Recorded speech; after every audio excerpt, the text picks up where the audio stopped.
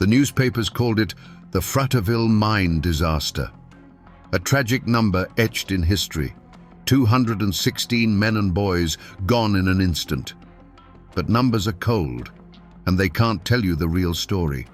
They can't describe what it's like to sit in absolute darkness, hundreds of feet underground, listening to the air run out as you write a final letter to your wife. They can't make you feel the horror of a father holding his dying son on his lap. They say it was an accident. But the true story of Fraterville isn't about the explosion that shook the earth. It's about what happened after, in the suffocating silence. Today, we're not just telling a story. We're going to listen to the voices of the dead, reading the last words they scratched onto paper from inside their own tomb. Imagine Fraterville, Tennessee, on the morning of May 19th, 1902. It wasn't a town so much as a collection of wooden houses clinging to the hillsides, all painted the same color by the company, all breathing the same coal-tinged air. Life here was simple and hard, governed by the rising of the sun and the shriek of the mine whistle. The mountains of Coal Creek weren't just a backdrop. They were the provider and the master, giving families their daily bread from the dark seams of coal hidden in their belly. In these small homes, a familiar ritual played out before dawn. Wives rose in the dim light to stoke the fire and cook breakfast, the smell of biscuits and coffee mingling with the ever-present scent of coal dust. Men pulled on their stiff work clothes, their faces already smudged with the shadow of their trade. These were the moments that made up a life. A quick kiss goodbye at the door, a hand ruffling a child's hair, a promise to be home for supper. For the men of Fraterville, descending into the earth was as natural as breathing. Among them was Jacob Vowell, a 47-year-old man with the steady hands and quiet dignity of a veteran miner. He was a family man, respected in the community. Walking beside him was his 14-year-old son, Elbert. In those days, boys became men in the darkness of the mines, learning the dangerous trade from their fathers. For Elbert, working alongside his dad wasn't just a job. It was a rite of passage, a step into the world of men. They were part of a brotherhood of 216 souls that morning. Husbands, fathers, brothers, and sons, some boys no older than Elbert. They walked together toward the gaping mouth of the mine, their lunch pails clanking, their carbide lamps not yet lit. The air was cool, the sky was beginning to lighten, and the world above ground was waking up to a beautiful spring day. There was no sense of doom, no premonition of what was to come. It was just another Monday. They stepped onto the man trip, the string of open cars that would carry them down the sloping shaft into the heart of the mountain. The journey into the darkness was a daily routine, the familiar rumble of the wheels a mundane soundtrack to their lives. They joked and talked, their voices echoing briefly before being swallowed by the immense, earthy silence of the deep. But the mountain they trusted was holding a secret. Deep within the labyrinthine tunnels, a pocket of methane gas, odorless and invisible, was seeping from the coal seam. It was a time bomb, silently counting down. Every foot the men traveled deeper into the earth brought them closer to the moment when their ordinary world would be torn apart by a roar from hell itself. Deep inside the earth, the men worked in the flickering glow of their carbide lamps. The air was thick with the smell of damp soil and coal. The only sounds were the rhythmic scrape of shovels against rock and the metallic ring of pickaxes striking the black seam. And then, in one of the far-flung tunnels, it happened. A miner's open flame, the very tool that let him see in the dark, touched a pocket of invisible methane gas. In that single fatal instant, the air itself caught fire. The explosion wasn't just a sound. It was a physical force, a giant fist that punched through the mine's narrow arteries. It ignited the fine, suspended coal dust, creating a secondary, even more powerful blast that ripped through the tunnels at the speed of sound. A wave of fire and pressure shot outwards, snuffing out lamps and lives without distinction. For the men caught in its path, there was no time to scream. The world simply ceased to exist. On the surface, at 7:20 in the morning, the ground trembled as if a beast had woken from a long slumber. A deep, guttural roar erupted from the mouth of the mine, a sound that rattled windows and shook the very souls of the people in Fraterville. It was followed by a geyser of black smoke, splintered timbers, and mangled machinery that shot hundreds of feet into the sky. The mine, the town's source of life, was now breathing fire and death. Within moments, the routine of the morning was shattered by screams. Wives and children, their faces masks of terror, ran toward the mine entrance.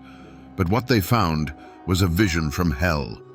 The wooden structures of the tipple were engulfed in flames, and a thick, choking smoke billowed from the shaft, blocking any hope of entry. The force of the blast had not only sealed the entrance, it had destroyed the mine's massive ventilation fan. The lungs of the mountain had been ripped out. Deep inside, in the furthest reaches of the mine where the blast hadn't reached, a few dozen men were thrown to the ground. Their lamps were extinguished, plunging them into a darkness more profound than any they had ever known. The air thrummed, and then an unearthly silence fell. They were alive, but they were cut off. The air they were breathing was now a finite resource, a dwindling supply in a sealed stone coffin. The clock on their survival had begun to tick. In the absolute blackness, the survivors gathered. The thunder of the explosion had faded, replaced by a silence so deep it felt like a physical weight. The air, once merely damp and earthy, now carried a new taste, sharp and metallic. It was the taste of afterdamp, the poisonous cocktail of gases left behind by the blast. They knew what it meant. There would be no rescue. Death wasn't coming for them with fire and fury. It was seeping toward them, silent and invisible. In this moment, faced with the end, Jacob Vowell became their anchor. He didn't preach hope where there was none. Instead, he offered them a final defiant purpose. He told any man with a pencil and a scrap of paper to write. Write to their wives, their children, their mothers. Write the words they would never get to say. In the suffocating darkness of their tomb, these men, whose hands were calloused from swinging a pickaxe, began the delicate work of writing their last goodbyes. Imagine the scene. A handful of dying carbide lamps cast a ghostly flickering glow, creating dancing shadows on the coal-black walls. The only sounds were the ragged coughing of men fighting for each breath and the soft, steady scratch of pencil lead on paper. Men leaned against the cold rock, trying to steady their hands, pouring a lifetime of love onto a few precious inches of paper. They weren't writing about death. They were writing about life, about the families waiting for them under a sun they would never see again. Jacob Vowell wrote to his Sarah, his words a simple, heartbreaking testament. Tell my little boys to be good boys and to trust in the Lord. He was a father to the very end. Beside him, his 14-year-old son Elbert, his strength failing, lay his head in his father's lap. In the dimming light, Jacob watched his son's breathing grow shallow, watched him drift into a sleep from which he would not wake. Then, with a hand that must have trembled, Jacob Vowell made one last entry in the margins of his letter. He didn't describe the horror. He wrote a sentence of pure, devastating fact. My boy Elbert has gone to sleep. He has been dead for a few minutes. It was a final act of a father recording his son's peaceful passage, a final whisper of love in a world that had turned to black. One by one, the lamps sputtered and died, plunging the chamber into a darkness that was total. The scratching of pencils ceased. The ragged breaths grew fainter, until at last there was only silence. On the bodies of the dead, pocket watches continued to tick for a few minutes more before they, too, stopped, their hands frozen on the final moment when the last bit of life-giving air was gone from the room. For 3 long days, Fraterville held its breath. The fire at the mine entrance was eventually smothered, but the mountain remained a sealed tomb. On the surface, a grim vigil of hope against reason took hold. Wives and mothers stood in small, silent groups, their eyes fixed on the smoking hole in the ground that had swallowed their world. The company brought in experts and rescue teams, made up of miners from neighboring towns, worked tirelessly, risking their own lives with every step they took into the poisoned darkness. The air inside was a killer, silent and patient. Rescuers had to work in short, desperate bursts, clearing rubble and shoring up collapsed tunnels, all while battling the suffocating afterdamp. With each foot they gained, the hope of finding anyone alive dwindled, replaced by the grim determination to at least bring the men home for a proper burial. They found the first bodies near the entrance, victims of the blast's initial violent fury. But the deeper they went, the more the destruction gave way to an eerie, undisturbed silence.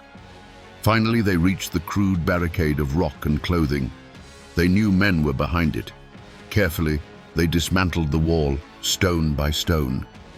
The first beam of a rescuer's lamp cut through the darkness and fell upon a scene that would haunt them for the rest of their lives. 26 men were lying on the ground. There was no sign of a struggle, no panic. They looked as if they had simply laid down to rest, many with their arms around each other in a final, brotherly embrace. And then they saw the letters. Tucked into pockets, clutched in hands, or placed carefully on their chests, were the final messages from the dark. As the bodies were solemnly carried out into the daylight, the news of the letters spread through the grieving crowd like a whisper. This tragedy now had a voice. These were not just numbers in a death toll. They were husbands and fathers who had spent their final moments thinking only of love. Fraterville had become a town of widows and orphans overnight. They say there weren't enough coffins in the county, and they had to be shipped in by the trainload, a final, heartbreaking measure of the town's immeasurable loss. There was no villain in a black hat to put on trial. There was only a company, a mountain, and 216 fresh graves. But the law demanded an answer, so a coroner's inquest was convened. It wasn't a grand trial in a stone courthouse. It was a proceeding held in the shadow of the disaster, a formal attempt to write the final chapter in the official record.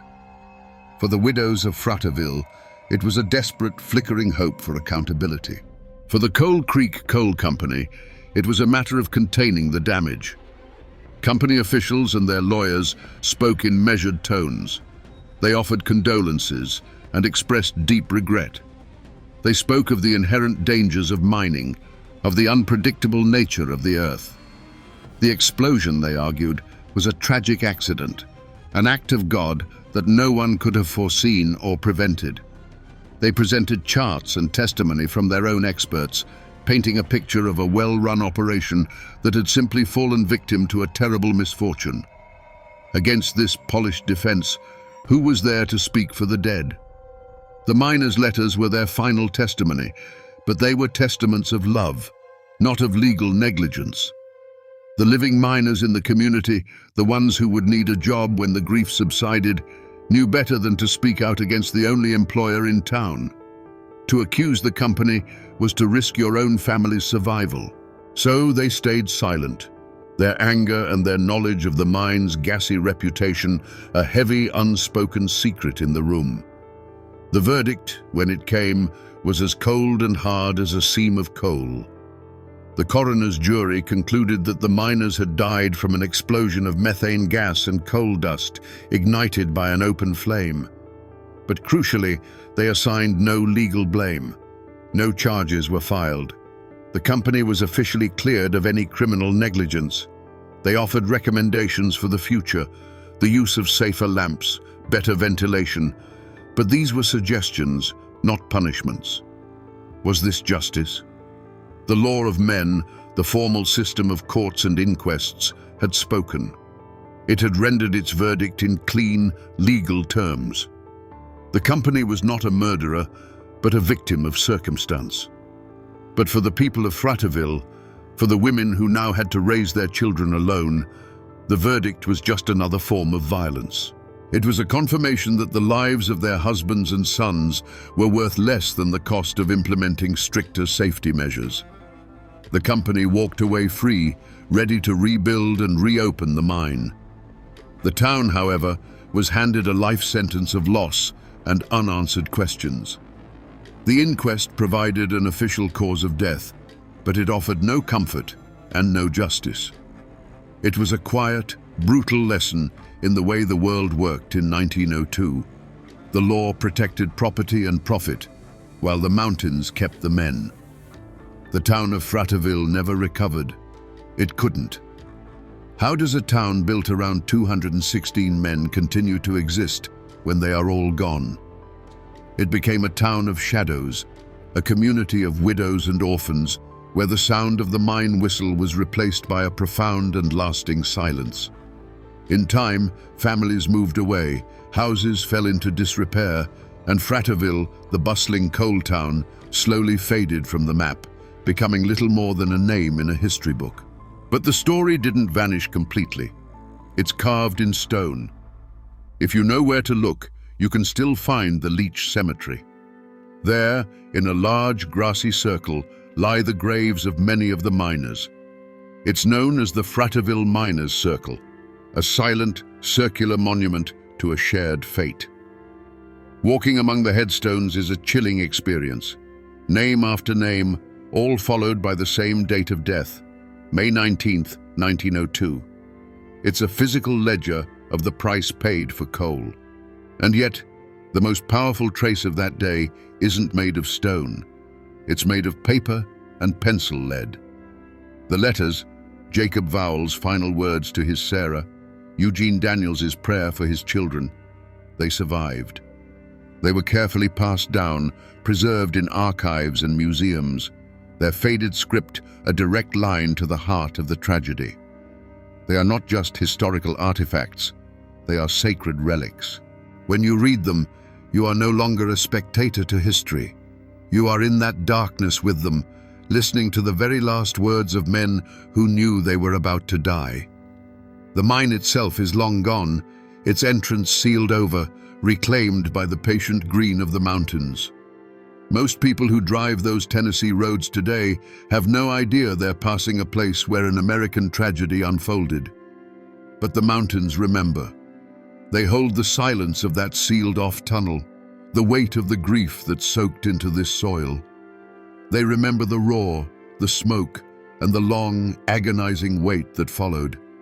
And they hold the echoes of the last words scratched out in the dark, a story of love that proved stronger than the stone that entombed it. So we return to the question we started with. What really happened in the Fraterville mine? An explosion killed 216 men. That is the fact. But it is not the truth. The truth is that in the final suffocating moments of their lives, a handful of ordinary men faced the end, not with rage or panic, but with a quiet, heartbreaking dignity. They chose to spend their last ounce of life and breath not on themselves, but on sending one last message of love out of the darkness. The Fraterville disaster is a story of industrial negligence, a brutal lesson paid for in blood that would slowly, painfully lead to safer mines for future generations. But its truest legacy is not found in safety regulations. It's a lesson in what matters at the very end of everything. It teaches us that the human spirit, when stripped of all else, will reach for connection, for family, for love. In the blackest pit, these men found a light inside themselves and sent it outward. Their bodies were buried in the Tennessee earth over a century ago, their towns swallowed by time. But their final words, scratched onto scraps of paper, have traveled through the years to find us. The mountain took their lives, but it could not silence their love. It couldn't bury their story.